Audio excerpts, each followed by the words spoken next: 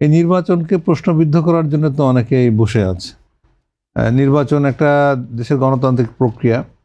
আমরা দীর্ঘ প্রায় 16 বছর নির্বাচনের নামে যে প্রহসন দেখেছি, সেই কারণে এই গণতন্ত্রের যাত্রাটা আসলে ধ্বংস হয়ে গেছে। তো সেই 15 বছর বা 16 বছরের সেই নির্বাচনী ধারা থেকে বেরিয়ে এসে একটা সার্বজনীন গ্রহণযোগ্য ভোটের এখন অপেক্ষা আছে বাংলাদেশ। তো সেক্ষেত্রে তিনবার যে বিনা প্রতিদ্বন্দ্বিতার ভোট, তার যে অবস্থা, তার যে রাজনৈতিক এবং সামাজিক অবক্ষয় যে কারণে ঘটেছে, সেটা কাটিয়ে উঠেই এবারে ভোটটা করতে হবে। সেক্ষেত্রে কিছু ত্রুটি বিচ্যুতির মধ্য দিয়ে যেতে হবে। ওদের স্বপ্ন পূরণে পাশে থাকতে পেরে আমরা গর্বিত। তাছাড়া ধরেন যে 5 আগস্টের পরে প্রশাসনে পুলিশের অবস্থান খুব নড়বড় হয়ে যায়, কারণ ওই সময় পুলিশের গুলিতে বহু মানুষ মারা যায় এবং অনেক পুলিশও মারা যায়।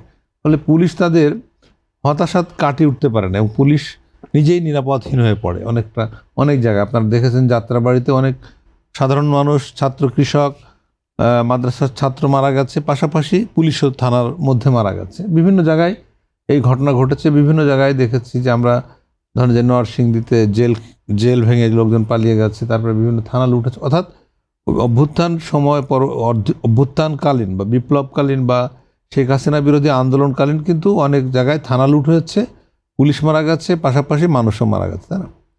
তো সেই যে পুলিশের মধ্যে যে হতাশা, সেটা কিন্তু পুরোপুরি কাটিয়ে উঠতে পারে নাই পুলিশ নিজেই।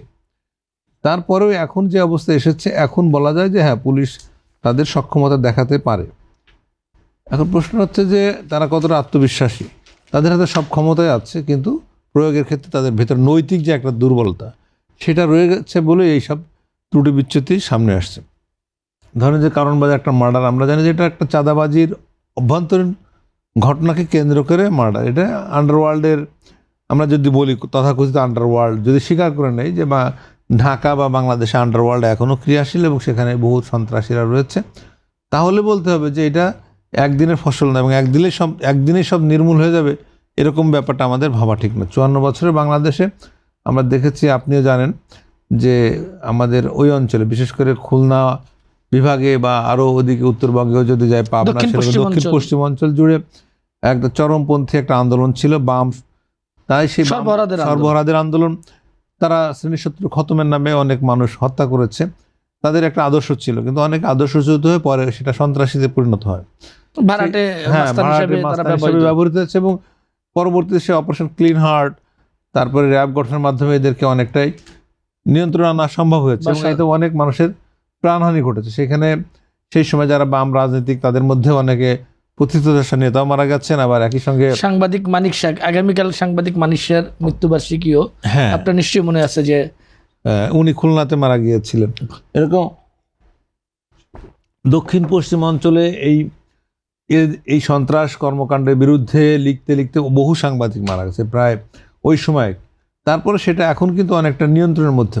তো বলছিলাম যে সেই অবস্থা থেকে উঠে এসে বাংলাদেশের মতো একটা তৃতীয় বিশ্বের দেশে এখন যে রাজনৈতিক বাস্তবতা, সেখানে আইন শৃঙ্খলা পরিস্থিতি পরিপূর্ণভাবে সুশৃঙ্খল হয়ে উঠেছে আমরা এটা বলতে পারি না। আমরা তো দেখি ঢাকা শহরে কতজন প্রতিদিন মারা যায়।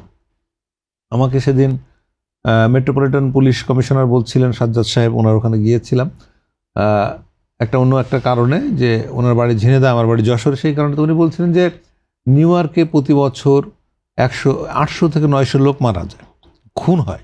মারা যায় মানে পরস্পরের গুলিতে খুন হয়। সেই তুলনায় বাংলাদেশের রাজধানী ঢাকায় খুনের পরিমাণ অনেক কম। আমি ওই প্রসঙ্গে যে মানুষটা কারণ বাজারে মারা গেল, তার প্রসঙ্গে আসলে বলে যে এটা তো ইন্টারনাল চাঁদাবাজির খুন। এখন সবকটা হত্যাকাণ্ডকে আপনার পত্রিকার ফোকাস পয়েন্টে কোনটাকে নিয়ে আসবেন? আপনি যদি মনে করেন যে বিরাট আতঙ্ক তৈরি করবেন মিডিয়া দিয়ে, তাহলে সেটা করা যেতেই পারে। আবার যদি মনে করেন যে খুন একটা স্বাভাবিক আইন শৃঙ্খলা পরিস্থিতির পরিণতি হচ্ছে, আইন শৃঙ্খলা অবনতি, সেইটা। কিন্তু আপনি যদি টোটালটাকে মনে করেন যে রাজনৈতিক বাস্তবতা এরকম যে ভোট হবে না, সেরকম না। কিন্তু ভোট ঠেকিয়ে দেওয়ার মতন আইন শৃঙ্খলা পরিস্থিতির অবনতি ঘটেনি। ভোট হতে হবে, ভোট হওয়ার সরকার যে একটা সিদ্ধান্ত নিল যে অনারেবল ভিসা সাময়িকভাবে বন্ধ করা, যে 15 জানুয়ারি থেকে 15 ফেব্রুয়ারি পর্যন্ত যে 1 মাসের জন্য বিদেশিদের অনারেবল ভিসা যারা নিরাপত্তার স্বার্থে এটা বন্ধ করা হয়েছে। এটি কি নতুন রাজনৈতিক বার্তা দেওয়ার একটি কৌশল কিনা সরকারের? এটা হতে পারে, তবে এটা স্বাভাবিক প্রক্রিয়া আমি মনে করি। নির্বাচন অতীতে বাংলাদেশের কোনো নির্বাচনে কিন্তু এই ধরনের পদক্ষেপ আমরা কি না, এটা আমরা দেখি নাই, কিন্তু এটা যে অন্যান্য দেশে হয় না এমনটাও না কিন্তু। ফলে এটা যদি নিয়ে থাকে এটাতে দোষের কিছু আমি দেখি না। বাংলাদেশের বিদেশিরা হঠাৎ করে আসবে, ভিসা নিয়ে আগে থেকে আসুক, আগে অনুমোদন নিয়ে আসুক, তারপর অনারেবল না হলে কি হবে? বাংলাদেশের পাসপোর্টের মান যা, তাতে সবাই তো এমনি বিনা এসে ভিসাতেই চলে আসে, তারপরে না এটাই করা হয়। যে কারণে যে আশঙ্কার জায়গা থেকে হইতে পারে যে এখানে বিভিন্ন দেশের নানা ধরনের সংস্থার লোকজন ঢুকে অস্থিতিশীলতা তৈরি করতে পারে, বাংলাদেশের সেই বাস্তবতা তো রয়েছে। ভূ রাজনীতির যে প্রেক্ষাপটে বাংলাদেশ যেখানে অবস্থান করে, সেখানে বাংলাদেশের নানা ধরনের চক্রান্ত ষড়যন্ত্রের কথা আমরা জানি, শুনি এবং বুঝি। তো সেই কারণে এই এটা বিদেশিদের সিদ্ধান্তকে ষড়যন্ত্র রুখবার একটা কৌশল হতে পারে। এটাও হতে পারে। তবে আমি এটাকে মানে খারাপ কিছু দেখি না। আমি আমার দৃষ্টিভঙ্গিতে এটা ভালো উদ্যোগ আমি মনে করি।